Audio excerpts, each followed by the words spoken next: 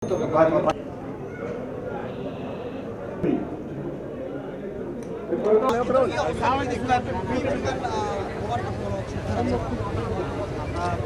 থেকে 10 দিন আগে থেকেই আমরা খবর পেয়েছি যে মূলত নারায়ণগঞ্জ কেন্দ্রিক একটি গ্রুপ তারা ঢাকা শহরের ভিতরে বোমা তৈরি করে এবং বোমা তৈরি করে গাজীপুর সহ সারা দেশের বিভিন্ন স্থানে সেটি সরবরাহ করে।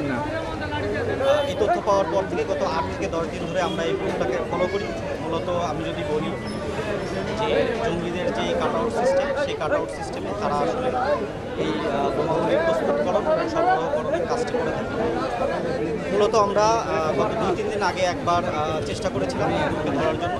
তাদের ঠিক এই বাড্ডা এলাকাতেই বোমা তৈরির কথা ছিল, কিন্তু নিজস্ব দুই গ্রুপের ভিতরে তারা যখন দ্বন্দ্বে জড়িয়ে যায় তারা এই বোমা তৈরি থেকে বিরত থাকে এবং এই অভিযানটি করা সম্ভব হয়। পরবর্তীতে আজকে বিকাল নাগাদ আমরা তথ্য পেলাম যে আজকে সন্ধ্যা থেকে এই গ্রুপটি আবার এখানে জড়ো হয়ে বাড্ডা এলাকার কোনো একটি বাসায় তারা হাত বোমা, অত্যাধুনিক হাত বোমা যেটি সেটি প্রস্তুত করে। সেই প্রেক্ষিতে আমাদের আভিযানিক দল তারা অভিযান পরিচালনা করে এবং এই অভিযানের প্রেক্ষিতে তারা হাতে নাতে বোমা তৈরি অবস্থায় 3 জনকে গ্রেফতার করতে সক্ষম হয়। একই সাথে এই স্থান থেকে 65টি প্রস্তুত গ্রেড সক্রিয় বোমা এবং বোমা তৈরির বিপুল সরঞ্জাম সহ তাদেরকে গ্রেফতার করতে সক্ষম হয়। 3 জনের নাম হচ্ছে ফাহিম, লিমন এবং আকুল। আমরা এই ফাহিম, লিমন এবং আকুলের সাথে কথা বলে যেটা জানতে পেরেছি যে তারা মূলত সজীব নামে একজন ব্যক্তি, তার মাধ্যমে এখানে 2 থেকে 3 ঘন্টার কাজের জন্য কন্ট্রাক্ট হিসেবে আসে।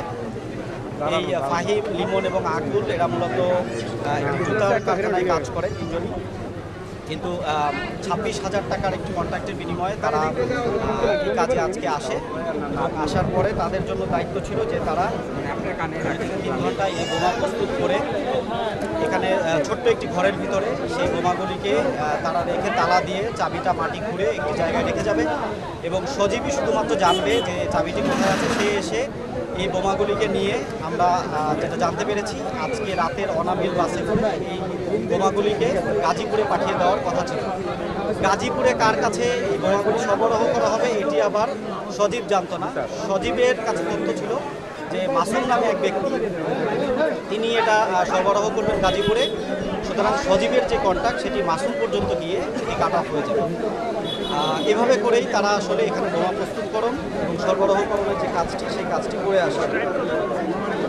আমরা এই বোমাগুলি যেগুলি আমরা এখানে এসে উদ্ধার করতে সক্ষম হয়েছি, সাথে সাথে আমাদের র্যাব 3-এর বোম ডিসপোজাল ইউনিট ঘটনাস্থলে এসে পৌঁছেছে এবং এই বোমাগুলির গঠন, আকার এবং যেহেতু বোমাগুলি তৈরিরত অবস্থায় তাদেরকে গ্রেফতার করা সক্ষম হয়েছে, সেগুলির ওজন এবং গঠন বিবেচনা করে আমাদের বোম ডিসপোজাল ইউনিট যেটি সিদ্ধান্তে উপনীত হয়েছেন যে এটি অত্যন্ত বিপজ্জনক বোমা, যেগুলি সাধারণ ককটেলের মতো নয়। মূলত এটি জর্দার কৌটাতে প্রস্তুত করা হলেও এর ভিতরে বারুদ, স্প্লিন্টার হিসেবে কাচের টুকরা, সাইকেলের বল, তার কাটা সহ অন্যান্য বিপজ্জনক বস্তু এর ভিতরে ছিল। সবথেকে যেটি গুরুত্বপূর্ণ এবং বিপজ্জনক যেটা মনে হয়েছে আমাদের কাছে, আমাদের বোম ডিসপোজাল ইউনিটের কাছে, সেটি হচ্ছে যে এটি ট্রিগার মেকানিজম। আমাদের আরজেস 72 যে গ্রেনেড, সেই গ্রেনেড যেই সিস্টেম, ঠিক একই সিস্টেমে রিং খুললে এটি মূলত হাওয়াতে বাস্ট হওয়ার মতো একটা ক্ষমতা রাখে। তো যেহেতু এটি মাটিতে না পড়ে হাওয়াতে বাস্ট হওয়ার মতো সক্ষমতা ছিল, সেহেতু এটির যে প্রভাবের যে এলাকা সেটি মূলত আমরা ধরে নিতে পারি আমাদের বোম ডিসপোজাল ইউনিটের ভাষ্যমতে যে সাধারণ 10 মিটারের তুলনায় এটি 3 গুণ, অর্থাৎ প্রায় 30 মিটার জায়গা এটি প্রভাব বিস্তার করতে পারে। এর ভিতরে যে কোনো ব্যক্তি বা বস্তু এই ক্ষতির আওতায় চলে আসবে। সব কিছু বিবেচনায় আমাদের কাছে মনে হয়েছে যে এই উদ্ধারকৃত যেই বোমা সেগুলি অত্যন্ত বিপজ্জনক, এর সাথে জড়িত যারা তাদেরকে আইনের আওতায় নিয়ে আসা প্রয়োজন এবং আমরা সেই মোতাবেকই আমরা তাদেরকে আইনের আওতায় নিয়ে আসার জন্য যা যা করার তাই তাই করছি। কি কারণে আসলে তৈরি করা হয়েছিল, কোথায় ব্যবহার করতে এমন কিছু জানতে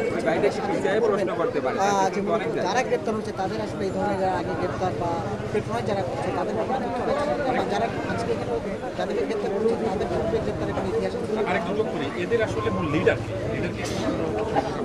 আচ্ছা না, আমি প্রথমেই বলে নিচ্ছি যে আমি বলেছি জঙ্গিদের যে কাট আউট সিস্টেম, একজন আরেকজনের ব্যাপারে তথ্য জানবে কিন্তু সে 3 নম্বর ব্যক্তি সম্পর্কে তথ্য জানবে না। অর্থাৎ আমার ইমিডিয়েট বস যিনি, তার ব্যাপারেই জানবো, কিন্তু তার উপরে কে কি করছে সেই ব্যাপারে জানবো না। সেই সিস্টেমে এই বোমাগুলি বানানো হতো, যার কারণে আমরা তাদের সাথে কথা বলে যেটি মূলত জানতে পেরেছি যে তারা অর্থের বিনিময়ে এই বোমাগুলি তৈরি করতে এসেছিল। বাট তারা ইতিপূর্বেও অনেকবার এই ধরনের বোমা তৈরির কাজ করেছে এবং এই ধরনের একটা পারিশ্রমিক তারা পেয়েছে। এই বোমা কোথায় ব্যবহার হবে একেবারে সুনির্দিষ্টভাবে তারা বলতে পারেনি। তবে আমরা ধারণা করছি, আমরা যেহেতু তাদেরকে বেশ কিছুদিন ধরে তাদেরকেও আমরা অনুসরণ করছিলাম, আমরা ধারণা করতে পারি যে তারা আজকে রাতের ভিতরে এটি পাঠানোর জন্য তাগাদা দিচ্ছিল। সামনের দিকে অনেকগুলো ইভেন্ট আছে, উপজেলা নির্বাচন, সামনে ঈদ সহ অন্যান্য যে বড় সারা দেশে যে ধরনের ইভেন্টগুলি রয়েছে সেই ধরনের ইভেন্ট কেন্দ্রিক যে কোনো নাশকতায়ও এটি ব্যবহার হওয়ার সম্ভাবনা হয়তো থাকলেও থাকতে পারে, এই ধরনের আমরা ধারণা করছি। লিডারদের ব্যাপারে আমি বলেছি যে আমরা 2 জনের নাম পেয়েছি, সজীব এবং মাসুম। সজীব এবং মাসুম এই 2 জনকে আমরা খুঁজছি। যদি আমরা তাদেরকে পাই তাহলে মাসুমের উপরে কে আছে, কারা তার কাছ থেকে এটা কিনছে সে ব্যাপারে আমরা আসলে জানতে পারবো। এর আগে জানা সম্ভব। মূলত এই বাড়িটাতে তারা অনেক দিন ধরে ছিল, জিনিসটা এরকম না। তারা এর আগে 3 জায়গায় বোমা তৈরির জন্য প্রস্তুতি নিয়েছিল। প্রথমে ডেমরাতে একটা জায়গায়, তার পরবর্তীতে সাভারের ওইদিকে সাভার গাজীপুরের মধ্যবর্তী একটা এলাকাতে ওরা একবার প্রস্তুতি নিয়েছিল, বাড্ডাতেও একবার প্রস্তুতি নিয়েছিল।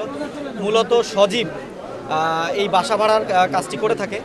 সজীব যখন সিগন্যাল দেয় যে আমরা এইবারের বোমাটা বানাবো অমুক জায়গায়, ঠিক সেইভাবেই কারিগররা ওই জায়গাতে গিয়ে বোমা তৈরির কাজ শুরু করে। তো গতকালকে পর্যন্ত আমরা জানতাম না যে তারা বাড্ডাতে করবে, আমরা জানতাম যে তারা হয়তো ডেমরার কোনো একটা জায়গাতে করবে। আজকে বিকালে আমরা জানতে পারলাম যে সজীব কোনোভাবে এই বাসার এখানে পরিত্যক্ত অথবা খালি একটি বাসা আছে যে বাসাতে বোমা বানানো সম্ভব, এভাবে করে সে একটি তথ্য দিয়েছে এবং তার প্রেক্ষিতেই আসলে কারিগরদের নিয়ে এসে এই বোমা তৈরির কাজটি তারা শুরু করে।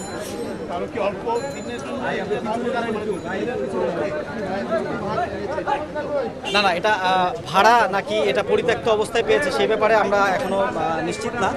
তবে আমরা এইখানে আশেপাশে অন্য বাসা আছে, এই বাসাটি ফাঁকা অবস্থায় ছিল, সেই বাসাটি কী অবস্থায় সে এই কাজের জন্য ব্যবহার করে যেটা আমাদেরকে আরেকটু জিজ্ঞাসাবাদ করে আমাদেরকে খতিয়ে দেখতে হবে।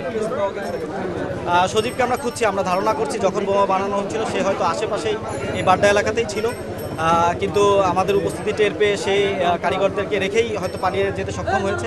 আমরা তাকে আসলে খুঁজে বের করার চেষ্টা করছি। আমি বলেছি যে আজকে রাতে তাদের 100-র উপরে বোমা তৈরি করে গাজীপুরে পাঠানোর কথা ছিল।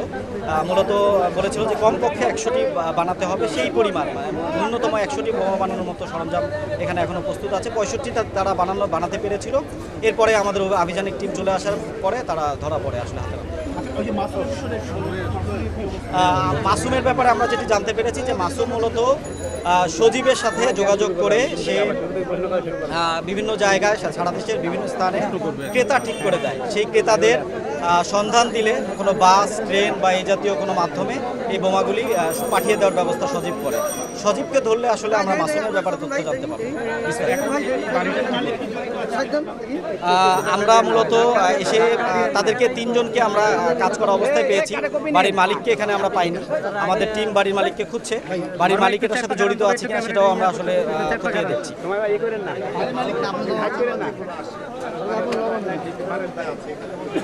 কপি নিয়ে আপনার বেড়ানো আপনার কার্ড আছে না, আর অ্যাভেলেবেল কার্ড আপনার শেষ করে দিয়েছি।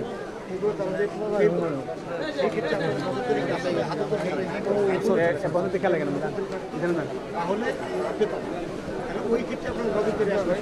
না, এখন এখানে প্রথমেই বিষয় হচ্ছে যে প্রত্যেকটি জিনিস আলাদা আলাদাভাবে অবৈধ কিনা।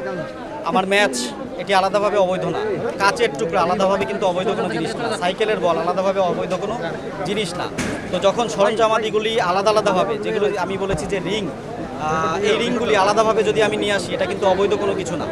যখন এটি এক জায়গায় নিয়ে এসে একটি বোমা তৈরি করে এটিকে কোনো জনক্ষতিকর কোনো কাজে ব্যবহার করা হচ্ছে তখনই কিন্তু এটি অবৈধ জিনিস। তো আমরা যেটি খবর পেয়েছি, আমি বলেছি গত 8 থেকে 10 দিন ধরে আমরা এই গ্রুপটাকে ফলো করছি। তো আমরা মূলত খোঁজ পেয়েছি বিভিন্ন জিনিস বিভিন্ন জায়গা থেকে আসছে। কেমিক্যালগুলি রাজশাহী এলাকা থেকে আসছে, যাত্রাবাড়ি এলাকা থেকে কাঁচের টুকরা আসছে। তো বিভিন্ন জায়গা থেকে এটি সমন্বয় করে মূলত সজীব এই জিনিসগুলি এখানে এনে জড়ো করার পরে কিন্তু মূলত কারিগররা এই কাজটিতে নামে। তো যখন আজকে বিকাল থেকে এই জিনিসগুলি এক জায়গায় হয়েছে তখন থেকেই কিন্তু এই জিনিসটি অবৈধ। তো আমাদের নজরদারি আছে বিধায় আমরা কিন্তু আসলে অবৈধ হওয়ার সাথে সাথে আমরা আসলে তাদেরকে হাতে নাতে গ্রেফতার করতে সক্ষম হয়েছি। না, আমি বলেছি আপনাকে যে আমরা গত 8 থেকে 10 দিন ধরেই আমাদের গোয়েন্দা তথ্যের ভিত্তিতে আমরা এই তথ্য পেয়েছি। একই সাথে আমরা ডিজিটাল মনিটরিং যেটা সেটিও অব্যাহত রেখেছিলাম। সারা দেশেই আমাদের এই নজরদারি অব্যাহত আছে। যখন যেখানে এই ধরনের কর্মকাণ্ডের খবর পাই আমরা আসলে সরাসরি সেই জায়গায় অভিযান পরিচালনার চেষ্টা করি। আমাদের অভিযানটি এই মুহূর্তে এখানে আমরা শেষ করব। এরপরে আমাদের বোম ডিসপোজাল ইউনিট তারা সিদ্ধান্ত নেবেন যে এই বোম যেগুলি আছে সেগুলি আসলে এখান থেকে বহন করে নিয়ে যাওয়া সম্ভব কিনা। যদি বহন করে নিয়ে যাওয়া সম্ভব হয় তাহলে বহন করে আমরা এটি নিয়ে এদের বিরুদ্ধে যে আইনানুগ ব্যবস্থা সেটি গ্রহণ করবো এবং আদালতে উপস্থাপনের জন্য এটি প্রেরণ করব। যদি এটি আরও বেশি বিপজ্জনক হয় তাহলে আমরা এটি আদালতের নির্দেশক্রমে আমরা এটি ধ্বংসের যে প্রক্রিয়া সেটি প্রক্রিয়া করে আমরা পরবর্তীতে আইনানুগ ব্যবস্থা গ্রহণ করব।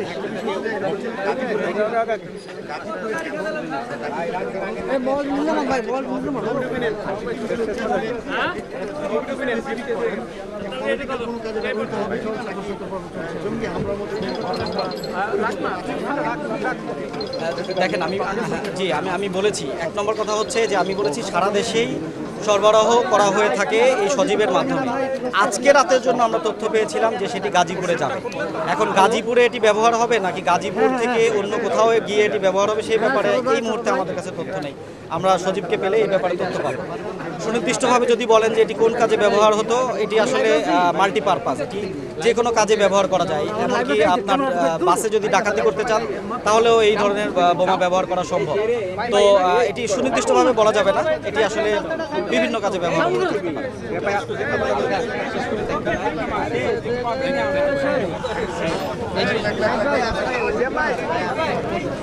এইটাকে আর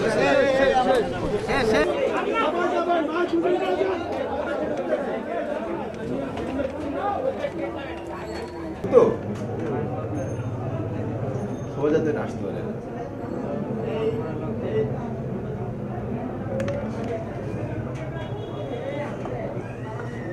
রমেশ স্যার এই 3 জন গেলে ওরা আসবে। না ওনারা ফাস্ট করতে হবে।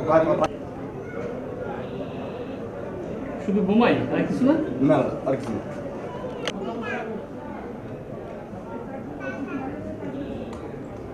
ভাই এমন হয়েছে। আসেন সময় বেশি না যাবে না। 1 মিনিট ভাই, আপনি থাকলে ওখানে বলে দেবেন 1 মিনিট 1 থেকে 1.5 মিনিট।